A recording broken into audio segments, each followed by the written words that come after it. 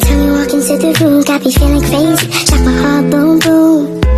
Any other boy would stare, but me I look away, cause you're making me scared. Trying not to breathe, 1, 2, 3. Assalamualaikum warahmatullahi wabarakatuh. Perkenalkan, nama saya Septia Nursan. Saya mahasiswa Universitas Negeri Gorontalo, jurusan Bahasa dan Sastra Indonesia, Fakultas Sastra dan Budaya. Di sini saya akan menjelaskan materi tentang pembelajaran mata kuliah kurikulum pembelajaran Bahasa dan Sastra Indonesia, yaitu tentang hakikat kurikulum. Penjelasan mengenai konsep dasar kurikulum berdasarkan pendapat para ahli hakikat kurikulum. Yang pertama, Hilda Tabah. Kurikulum adalah rencana pembelajaran yang sistematis dan disusun berdasarkan kebutuhan peserta didik. Yang kedua, Ralph Tyler. Kurikulum merupakan pengalaman belajar yang dirancang oleh sekolah untuk mencapai tujuan pendidikan. Yang ketiga, Daniel Tanner dan Laura Tyner. Kurikulum adalah pengalaman belajar yang diarahkan untuk pengembangan individu dan masyarakat.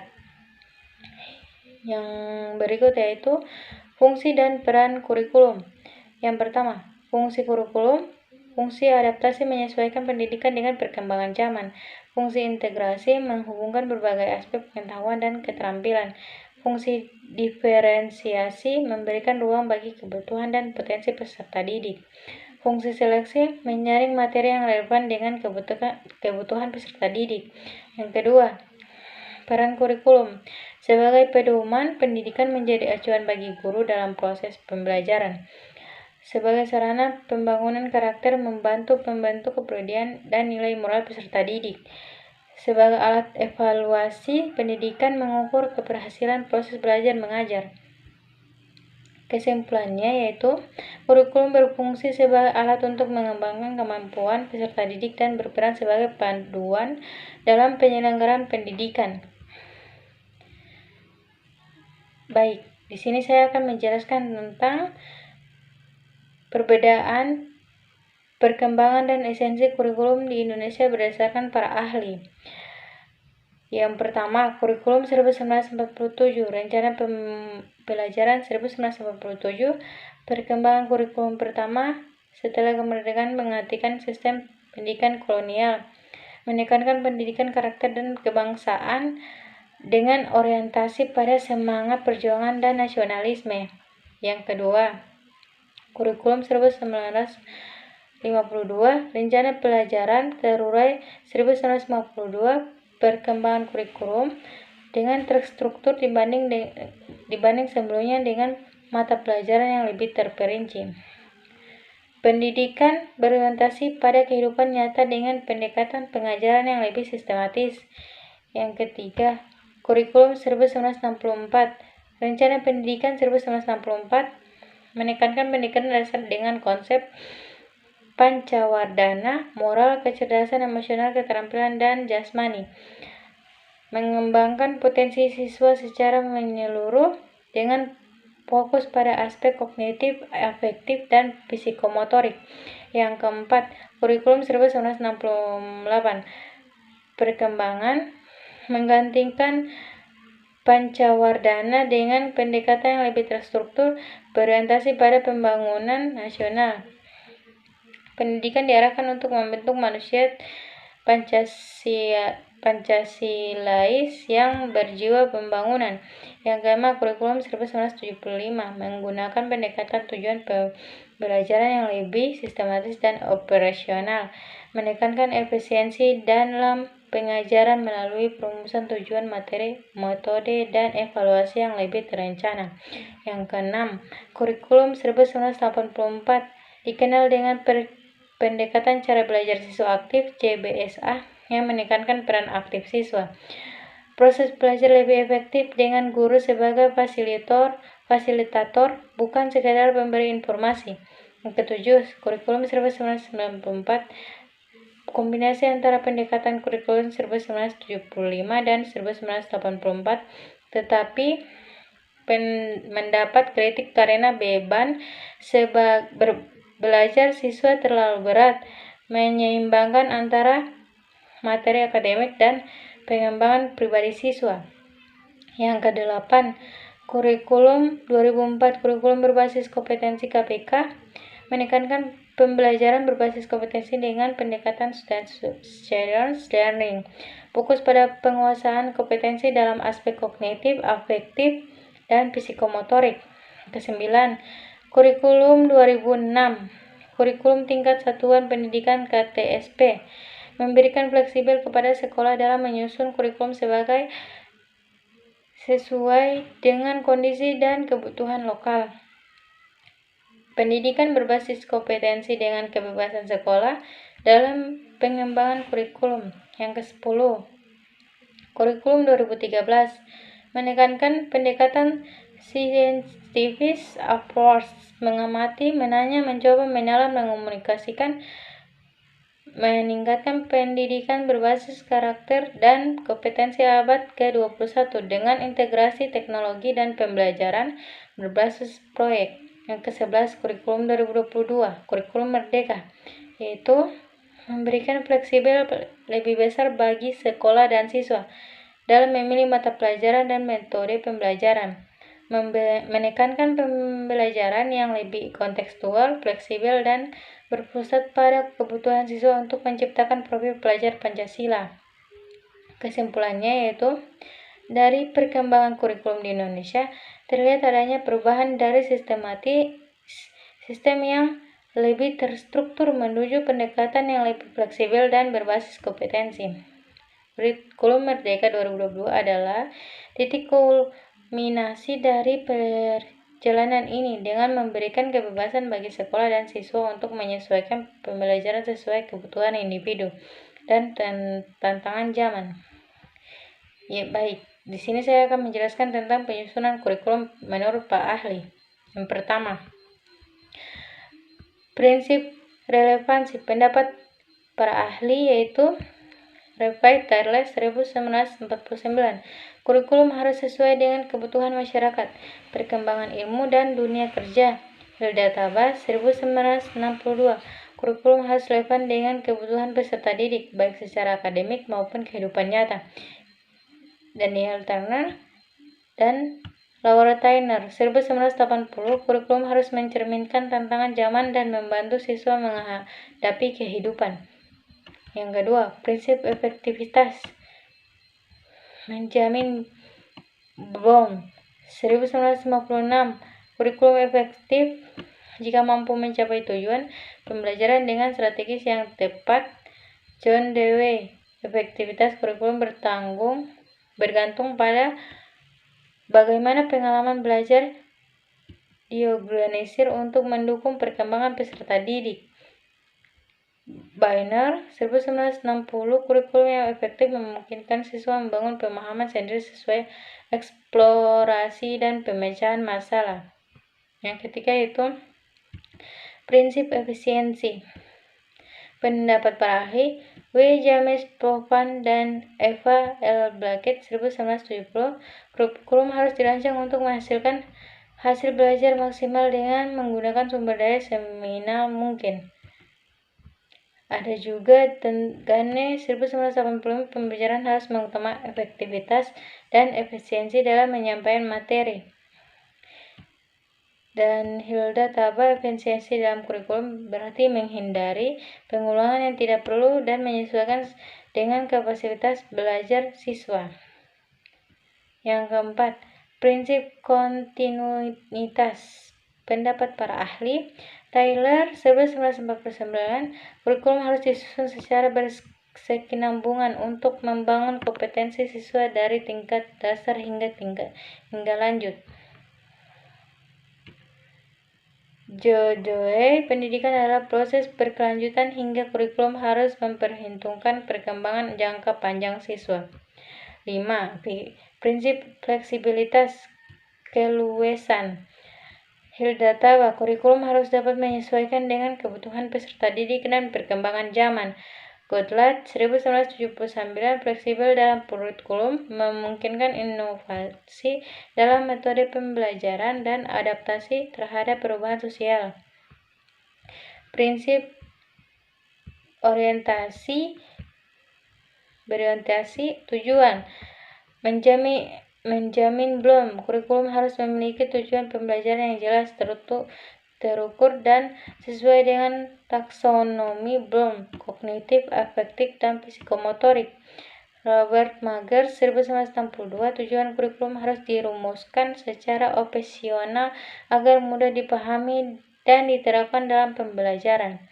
Kesimpulannya yaitu prinsip penyusunan kurikulum harus memperhatikan relevansi, efektivitas, efisiensi, kontinuitas, fleksibilitas, dan berorientasi untuk tujuan agar pendidikan dapat menghasilkan lulusan yang siap menghadapi tantangan zaman.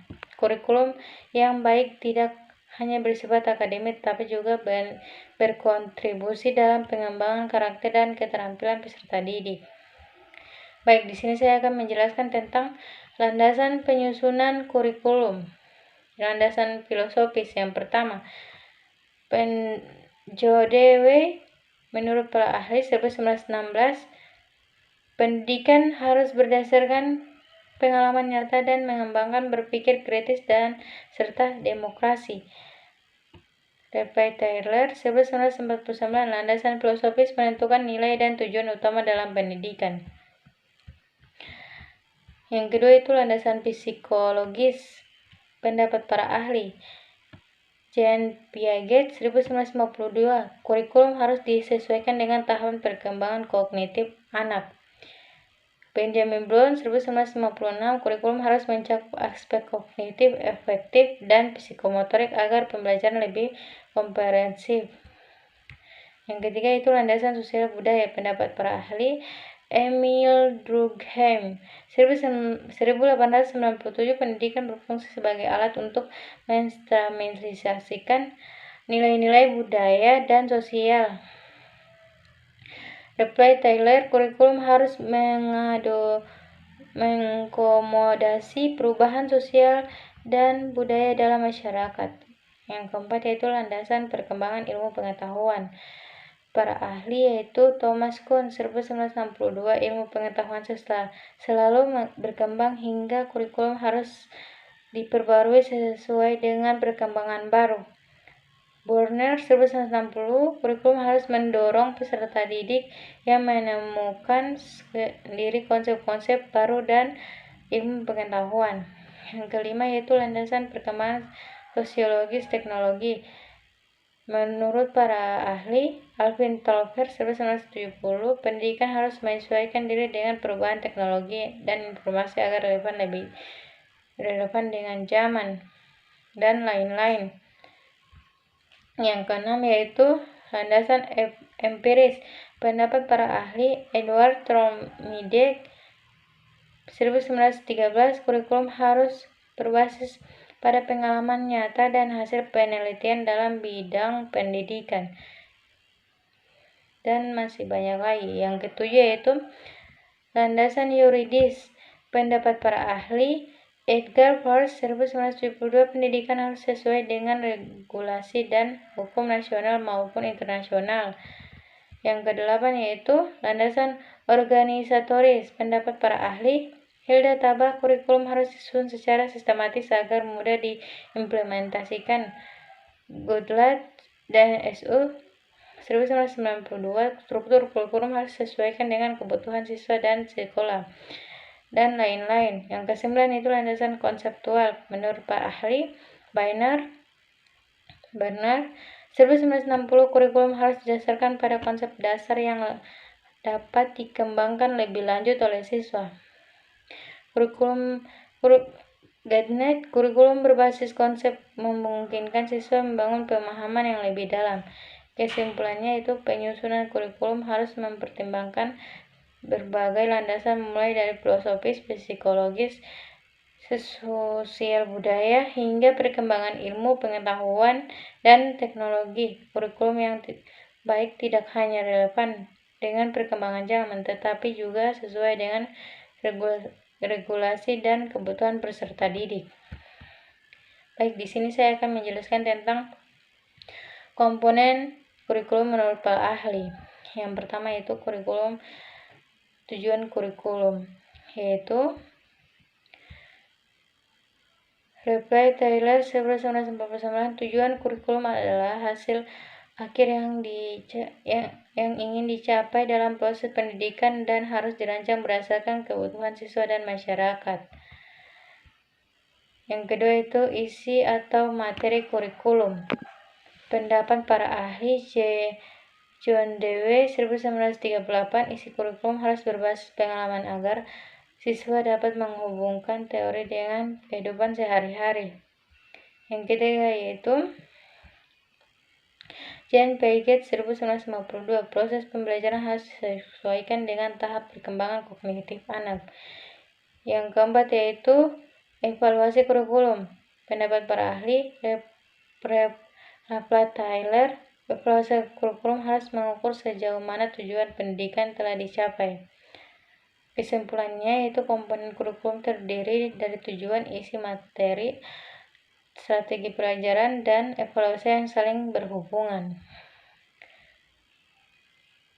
Baik, di sini saya akan menjelaskan tentang kurikulum pendidikan di Indonesia telah mengalami berbagai perubahan untuk menyesuaikan dengan perkembangan zaman dan kebutuhan masyarakat.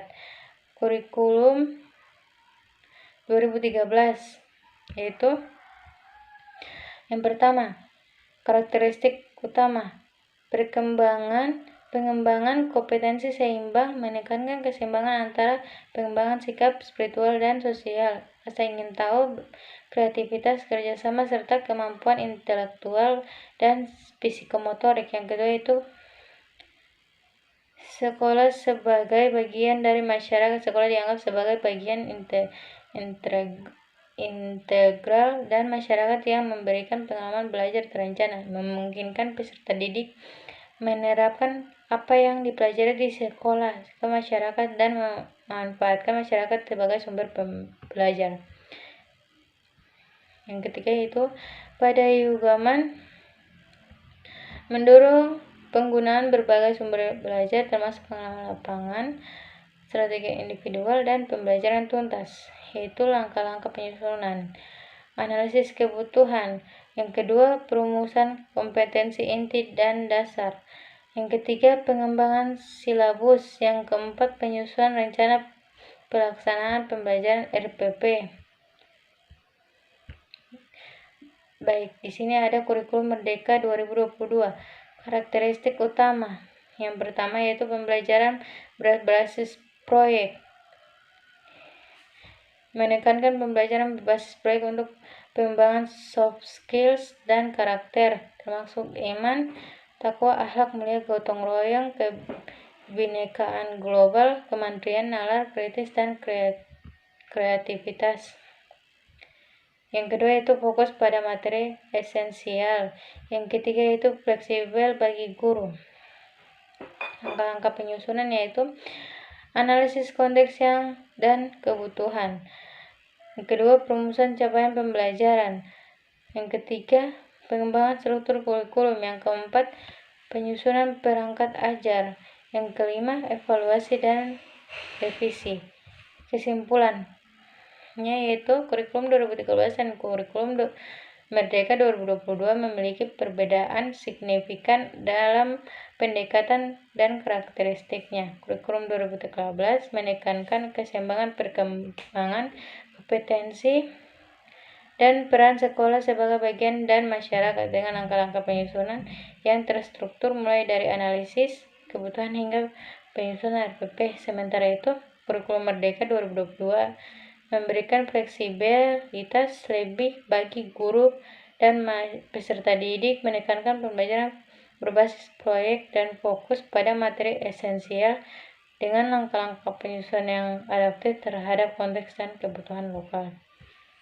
Sekian dari saya, lebih dari kurangnya. Assalamualaikum warahmatullahi wabarakatuh.